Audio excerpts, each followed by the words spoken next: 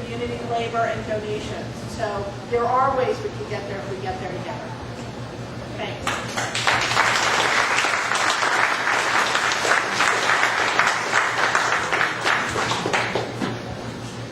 Ksen, I've been a member of Save the Pool since our earliest days a couple of years ago. Part of what I wanted to talk about, just set up this discussion. So part of what we've been advocating for is neighborhood-sized pools. That there's a concern that the Taj Mahal version, the Weston and Sampson pool wall that's been proposed is bigger than what we have now and bigger than we need. So this is a satellite picture based actually at Beaverbrook Park right over here, the L-shaped pool, Main Street right here. 3,600 square feet, built for 246 people in there at a time, 33 in the waiting pool in the days when that used to be open over there. Was it zero entry? No, zero entry is something we're looking at, but that one wasn't. Depth, 2 feet to 3 feet basically, and yes, and it had lap lanes. This is the Weston and Sampson design. This is the proposal made a couple months to the city of Worcester, mimicking the model up in Shine's pool basically. 9,875 square feet. Actually, I was like, could you go back one? So again, we were 3,600 square feet for Beaverbrook before, and the proposal that Weston and Sampson is putting out there now is 998. So you can just see how big of a jump we're making. Now that's not just cost of cement and what have you. That square feet increases the bather load of that. So I've learned so much about pools in 2 years. Way more than I wish I had to learn. 540 people is the bather load based on what the Weston and Sampson presentation a couple of months ago. 0 to 5.5 feet, lap lanes, and yes, it has spray amenities.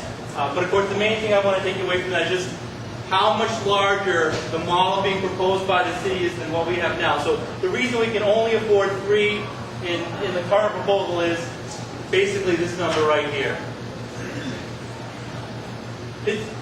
Pittsfield, Maine. I wish we had known about this. They had their ribbon cutting ceremony 6-7 weeks ago up there. They just built this community pool on their own, raising funds. Did it by themselves. 3,700 square feet, certainly much closer to what we have currently. Bather load of 221. Part of the challenge around bather load is that number is in the Massachusetts State Code, and it's a function of a few different things. It's a function of how deep the pool is. So in the deeper part of the pool, you need a certain number, a larger number of lifeguards than in the shallow end, which makes sense. But once you start adding slides or diving boards or things like that, you need to have safety zones around those. If you have a slide, you have to count so much extra space for that and what have you. So even though the square feet may be similar, the bather loads on some of these might be a little different. It's a zero entry pool in through here. There's a kind of a children's area here, or folks that want to use that. And they use a hydraulic lift if somebody wants to get into the deeper end of the pool and work it that way. Depth up to 8 feet in the deep end. Again, by adding that deep end, you're increasing the need for lifeguards and what have you. And again, lap lanes is something they wanted, so they made sure they did this design through a series of community meetings and decided what kind of pool they wanted and worked it out together. Garden City, Missouri was built a year and a half ago, I believe. And again, some of you have seen this in the larger report. Zero entry straight in through here, lap lanes over here. Very similar footprint to what, if you remember back that first slide with the Beaverbrook, the kind of L-shaped pool. Again, not getting into the big, 3,800 square feet, but this has kind of the beach zero entry, similar to what we've seen elsewhere, what we've been told is great, what people want. Bather load, 253, zero entry, hydraulic lift in part of it, 4-foot maximum depth, so they have a lower maximum depth, lap lanes. One thing I know, and I think it was Council Rush, I think you flagged this, was the idea of amenities for future slide and flowing built in. So they couldn't afford to put in the slide, the diving board, well, diving board not the depth, but a slide or any of that stuff now. But they put the pipes in while they were building it, assuming that a year or two from now, they were going to do some fundraising. A corporation might come in and pick up a donation or a foundation, and they put in the stuff for the slide and what have you ahead of time, planning ahead. So, great. This is a kind of a side-by-side comparison. This is in the full Pools report. Some of you have seen it. If anybody wants a copy, they can get it. It's in handout 2 in your packet. Oh, okay.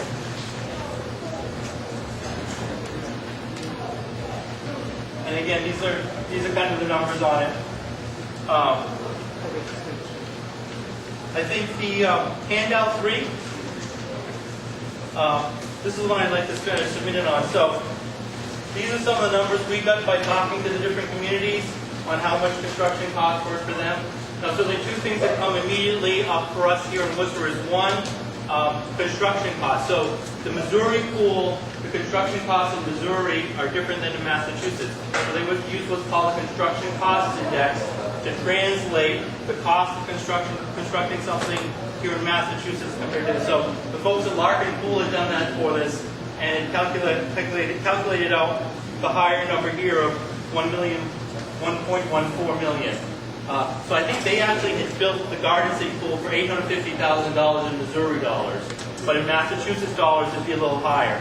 Now certainly also in Worcester, we have what's called prevailing wage, and there's a need to pay the prevailing wage. So some of these may be a little higher, but we've tried to calculate that in where possible with the numbers we've been able to get from folks. If you look at the Pittsfield, Bethlehem, and Garden City models, because they're so much lower than what we've had in the past, it feels very doable for us to be able to have 9 pools in Worcester. The city manager's already committed, the most recent committal has been for $7.5 million to do the 3 larger pools. So that's what we base this on, based on what the city manager's office has been saying. 7.5 million actually matches the original 7.4 million to repair all 9 pools, which is kind of a funny coincidence. But based on the 7.5 million, we tried to look at the pools being built elsewhere. So if you look at the bottom part of this chart, if you're looking at the Pittsfield main model, and you have $7.5 million to work with, you could build all 9 Pittsfield pools right off the bat. You'd have to do the bid process, you'd have to do the prep work, whatever, but money-wise, money wouldn't be an issue in terms of doing that. With both the Bethlehem and Garden City models, we looked at the idea of doing 5 pools the first year, using either 3.8 million or 6.5 million to do that, and that would leave us either 3.7 million or 1 million out of that 7.5 million that the city's proposed. Am I making sense as I kind of explain this? Right. Okay. With the Weston and Sampson model, again, you only get 3 pools with that 7.5 million. So use it all up, you're done, no more. What we're proposing is to work together to come up with the design that we really want. Whether it's closer to the Pittsfield model, whether it's closer to the Larkin, the one in Missouri, or what have you. But some model that's probably about $1 million. That would cover demolition that needs to be done, building, and getting it going. Of course, that all includes all the filtration systems and piping and what have you. If we were to build $1 million pools, we would do 5 pools the first year, spending $5 million. We'd have $2.5 million reserved, and then it would be left upon the task force to come up with the rest to get to the total number. So there are 4 pools that still need to be done, and there'd be 1.5 million to do that. It could be the leverage from elsewhere, or we would do the fundraising, whatever. But then we could get to the 9 pools. Does that make sense? Because that's the key point of where we're all heading. So again, the $1 million is based more on what